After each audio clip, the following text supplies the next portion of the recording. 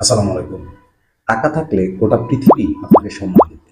আর টাকা না থাকলে আপনার আপনজনরাও আপনাকে পরিচয় দিতে লজ্জা পাবে। বিশেষ করেন আপনার ফ্যামিলিতে বা আপনার আপনজনের কাছে আপনার সম্মান কতটুকু সেটা ডিপেন্ড করে আপনার বাবার টাকার উপর।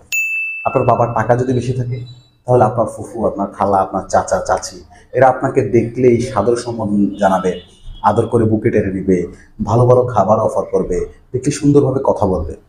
বাট আপনার বাবা যদি টাকা না থাকে দেখলে আপনাকে ধূর্ছাই করবে, তিরস্কার করবে, ধিক্কার জানাবে।